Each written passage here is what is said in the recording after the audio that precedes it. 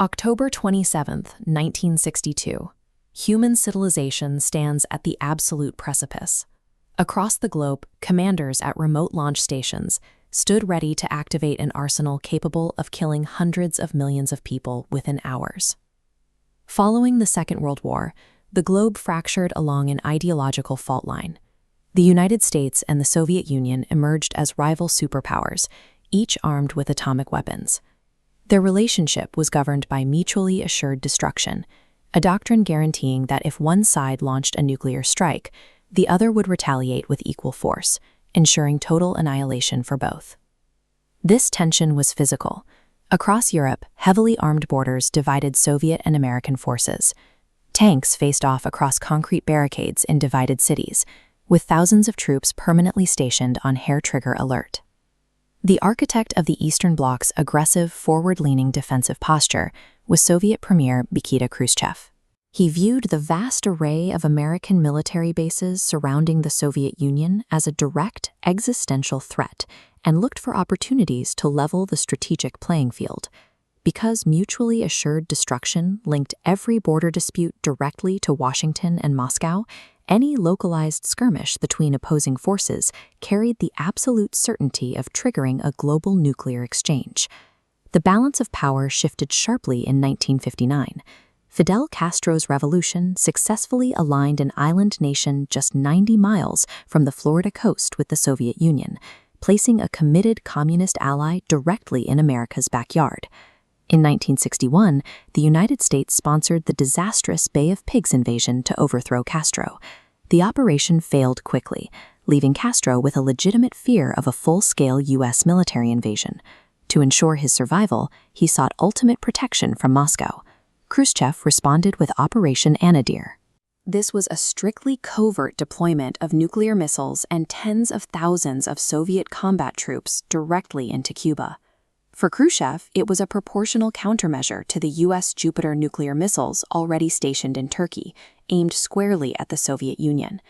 Executing this required a massive maritime logistical effort.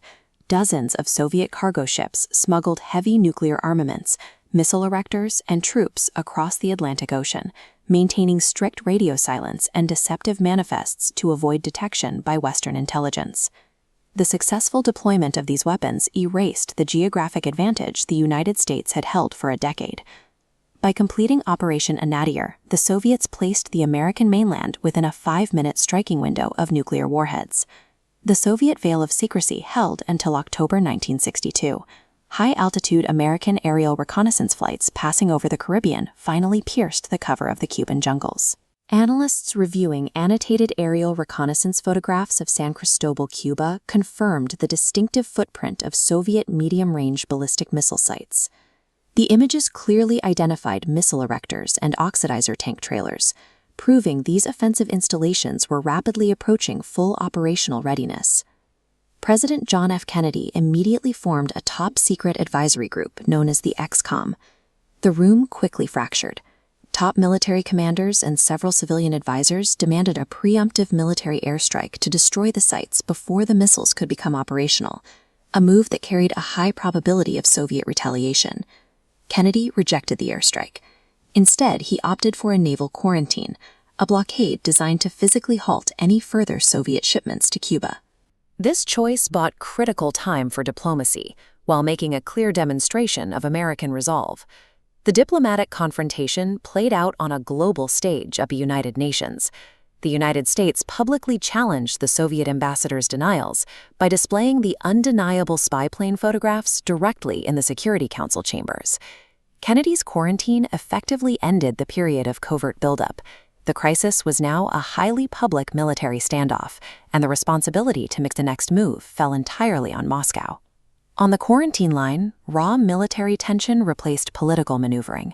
Heavily armed U.S. destroyers patrolled the open waters, physically intercepting and inspecting Soviet freighters attempting to cross the perimeter. The crisis peaked on October 27th, known as Black Saturday. An American U-2 plane was shot down over Cuba. Another accidentally strayed into Soviet airspace near Alaska. The automated machinery of war was now operating on a hair trigger, slipping rapidly outside the control of either president. Deep in the Atlantic Ocean, the Soviet submarine B-59 was detected, cornered, and subjected to signaling depth charges dropped by the U.S. Navy, intended to force it to the surface. Cut off from Moscow and suffering from exhaustion and extreme heat, the crew experienced a catastrophic breakdown in communications. Believing World War III had already begun on the surface, the captain ordered the assembly of a 10-kiloton nuclear-tipped torpedo. Soviet protocol required the unanimous authorization of 3 senior officers on board to initiate a nuclear launch. 2 officers gave their consent. The sole dissenting voice was the flotilla chief of staff, Vasili Arkhipov, who adamantly refused to agree to the firing sequence. On Black Saturday, the survival of humanity did not rely on grand geopolitical strategy or careful diplomacy. It relied strictly on the independent restraint of a single, isolated officer operating under extreme duress. The terrifying events of Black Saturday forced both Kennedy and Khrushchev to recognize that control over their own militaries was eroding. They immediately engaged in secret, back-channel negotiations to instantly de-escalate the standoff. The public terms of the resolution were clear. The Soviets agreed to dismantle their missile sites and completely withdraw their IL-28 bombers from the island under international observation, while the U.S. pledged not to invade Cuba. This historical text confirms the highly classified concession Kennedy made to secure peace. Rejecting the strenuous opposition of nearly all his advisors, Kennedy agreed to a secret missile trade, quietly removing America's own nuclear Jupiter missiles from Turkey in the months following the crisis. The immediate diplomatic consequence of the crisis was the realization that communication delays were deadly. To prevent future misunderstandings from escalating into war, the 2 nations created the direct Moscow-Washington hotline. The collective terror of those 13 days also catalyzed the 1963 Limited Test Ban Treaty. By prohibiting tests in the atmosphere, in outer space, and underwater, it marked the first major international attempt to rein in the nuclear arms race. The resolution of the standoff narrowly avoided unleashing a destructive power capable of erasing millions of lives in an instant, a power that continues to define the arsenals of modern militaries. The ultimate lesson of the Cuban Missile Crisis is that the greatest threat of the nuclear age is systemic failure and rapid escalation.